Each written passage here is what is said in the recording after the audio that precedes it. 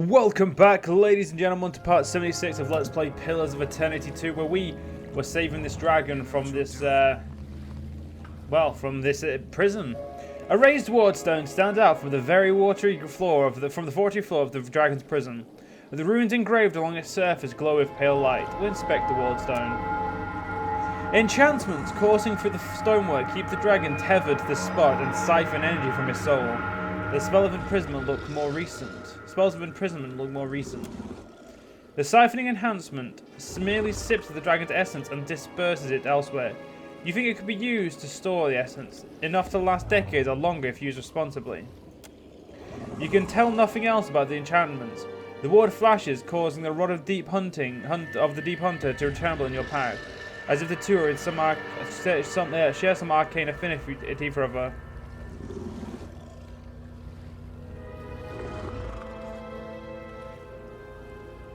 I'm just gonna use the rod to just dispel the enchantments.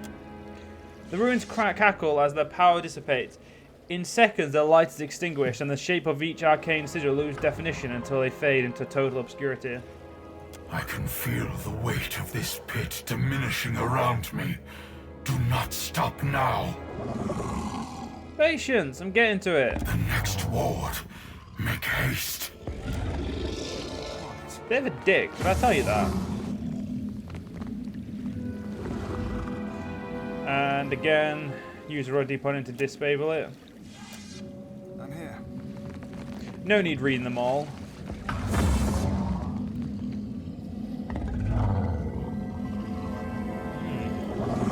Easily done.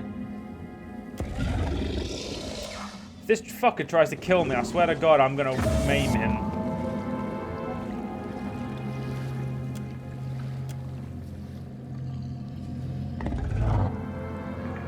He blinks down at you and rolls his shoulders as if it's for the first time. The burden of this prison is lifted. I will return to the beloved Atra. He flexes his claws and lets out an excellent bellow. As long as you remember who helped you. Yes. The Huana put me in these chains, but you struck them off. I do not forget. Grateful. He tips his head and flaps his wings twice, building up strength and speed. Should your hopes darken on the high seas, you will feel a welcome chill as my shadow passes over your deck. Depend on it. Roaring with triumph, he aims his body at the rocky ceiling and takes off. He beats his wings, lifting his massive form above the ground of his watery prison. He stretches open his jaws and roars, the ensuing blast blowing out the top of the prison, exposing it to the sky above. For the first time in untold years, natural light floods the interior of the chamber. He snaps his wing a second time, flying through the exit with a wild abandon, tilting at reckless and practiced angles as he builds incredible speed. When he emerges, shrieks of horror and dismay grow in volume. Moments later, as he passes out of view, you hear an explosion of splintered wood, upheaved water, and incredible devastation on the southern western corner of the island. I'm here. That was more than likely my fault, but I'm not taking the fucking blame. Captain, a word. Takehu inclines his head and touches his forehead spot. What's on your mind? When I joined the guild, I was a fish in a dream. Takehu looks at the ground between his feet. Water Shapers were the keepers of our oldest covenant, protectors of history. Heroes, I say. Now I see the guild only for what it has become. Ikera, a perversion of the oldest Huana art. He grimaces and looks away. Hey, that woman lied to you, to everyone. You own nothing. Nothing? Would I still be Takehu without the gifts and encouragement this place lavished upon me? Takehu looks from the floor to the ceiling, his frown a constant fixture. I do not want to tarry in this house of regret a moment longer. My thoughts will be clearer in time. You are kind to listen, I say. No, I'm a sarcastic asshole who listens to take the piss out of you but never seems to be given the chance. Damn it, did I get an extra level of benevolence? That doesn't seem like me. Show me. I'm on it. So what am I doing now? Ah yes, go speak to Queen Onikaza, who probably wants to execute me. For, what's the word? Oh, right, yeah. Making her water shapers weak as fuck and releasing a dragon. Probably not going to be too... They're not going to look too happy on the fact that I did any of those. But I never did fully explore this place. So let's get a little bit of, let's get a shift on. Try and get a quick exploration. Oh, see, look, chests. So you say stealing game, I say liberating. I am your eyes. Though, whatever what was in there, we've already looted anyway, multiple times on multiple different bodies. It was a very pointless liberation, but we still liberated it. It needed to be liberated. Everything must be liberated.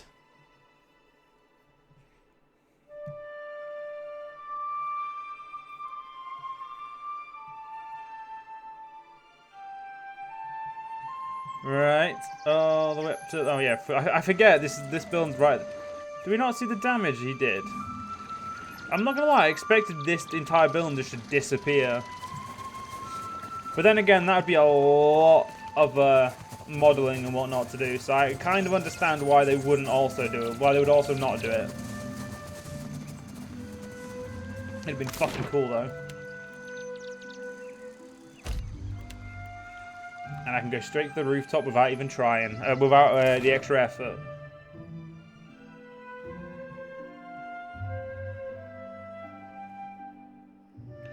Oh, she gonna be pissed.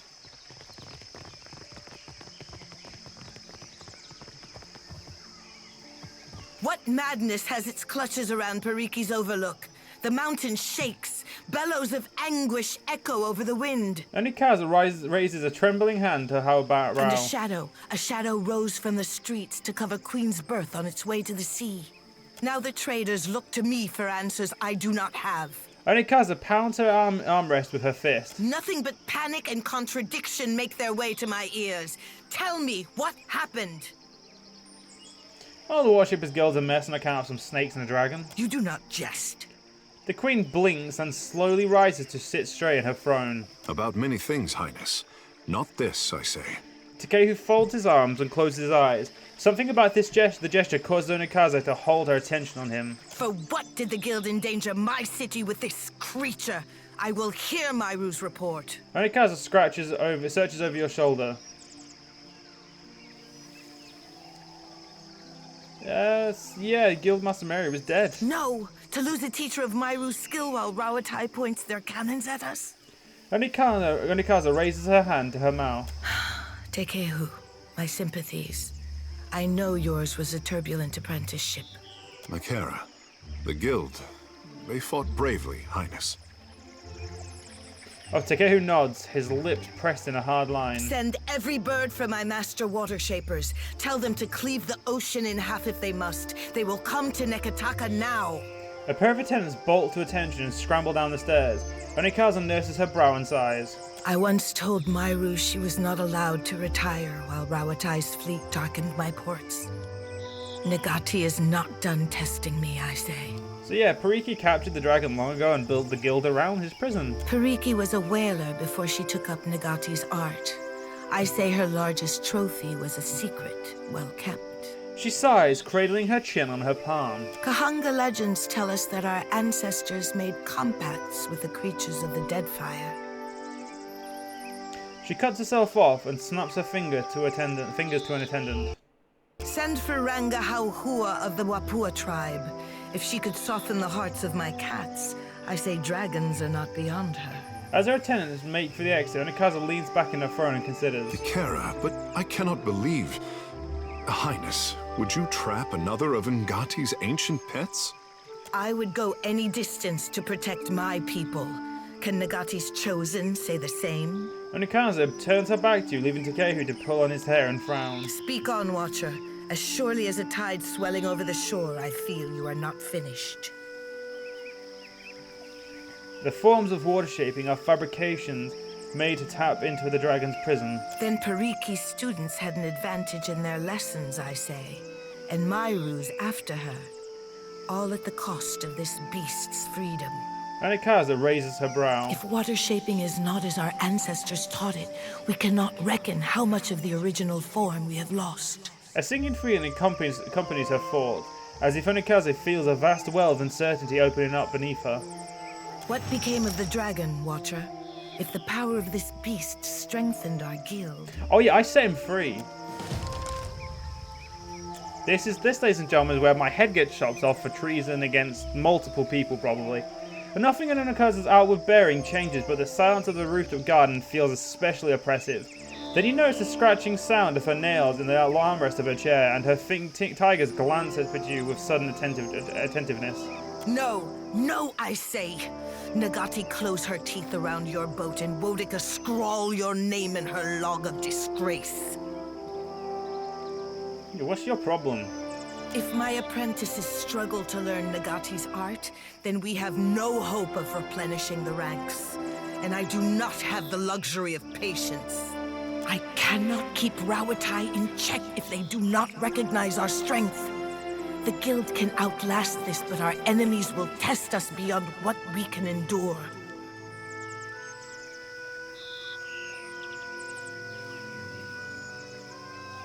Well, I guess it's time to see if your rivals have any work available. Go then. You belong with the corruption and savagery of outsiders. Even in desperate times, this falls beneath the expectations of the Kahanga crown. You may see yourself out. A wave of concerned whispers cross from one end of the rooftop to the other. Alright, bye. I expel you from all service to the Kahanga. When Tangaloa widens his jaws to accept you, no one in Serpent's Crown will mark the day, even in sand. Anikaza turns her head from you and points toward the stairs down. Her courtiers all turn their gaze from you at once. The rooftop gardens fall silent. You know, that's your fucking problem, innit? Shouldn't have been such a monkey git. I thought Aothus was too busy kicking over islands to blunt his teeth with mortals. Takehu scrutinizes you with an unreadable expression. What say? You must take something from all this idle chatter with the gods. Nothing new. I've been at this before. For what does he listen to you, then? The gods I know are tight of lip and hard of hearing. I don't pretend to understand the motivations of him. Ikera, it makes my head hurt whenever I try to figure out what Ngati wants from me. I could not imagine the inner workings of a god. He trails off, looking away. But then, I am not meant to. It is for mortals to flail in the darkness, I say, while gods point us toward light. Someone needs the power to shape our future. As you raise your word, Takehu winces a little. To be worshipped. To have others interpret your design. Takehu sighs, pulling back his hair. It is not fair, I say. For what should a god worry about such cares, when theirs is the hand on the tiller? Takehu spreads his palm and frowns.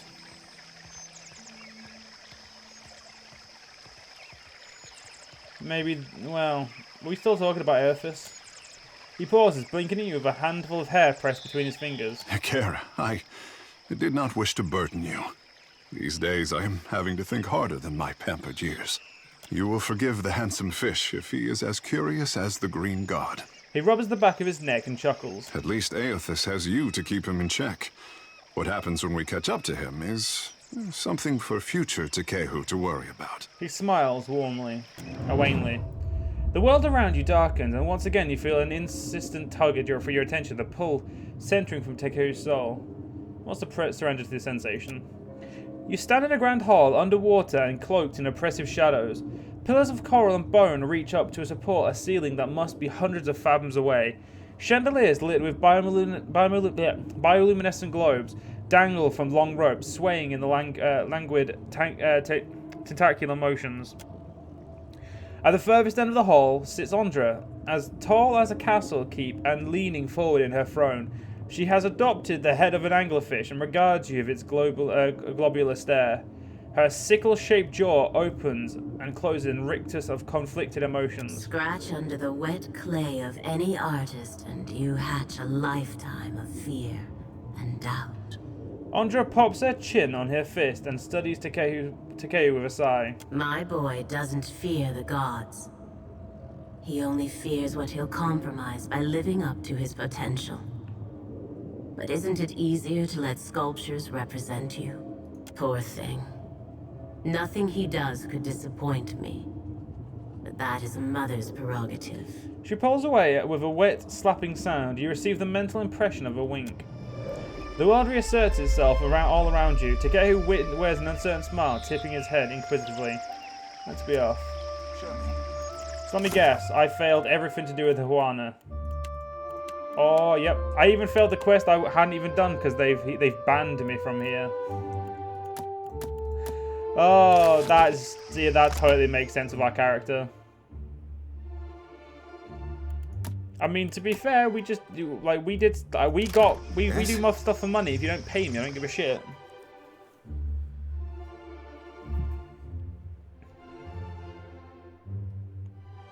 I could have probably handled it more tactfully, but then again, it's me, so I probably couldn't have. So what the fuck am I going to do now, then?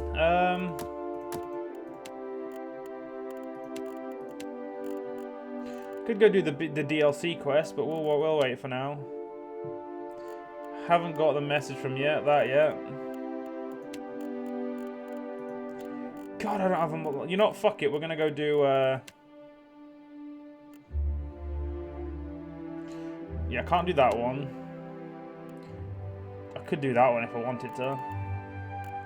We're going to do an honored guest. So, a group calling themselves Harbingers of Darkness invited me to attend a feast in my honor. I don't know where they are, who they are, exactly what they want, but I'll find them. I must travel the Harbinger's wrath. Right, that's where we're going.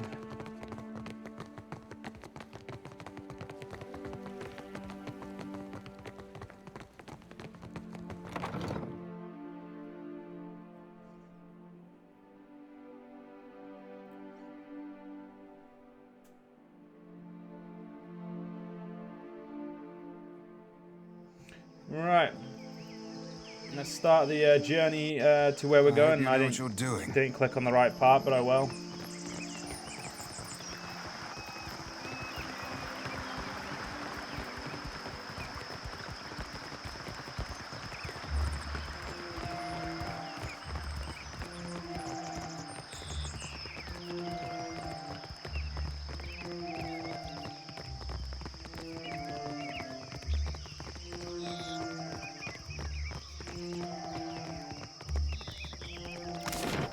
Right, let's leave by sea.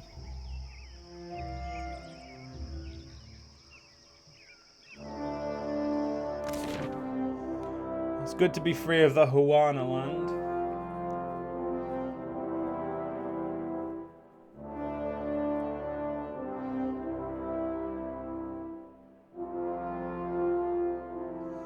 But unfortunately, gentlemen, that's all the time we have for today. I hope you guys have enjoyed and see you guys next part. See you guys then.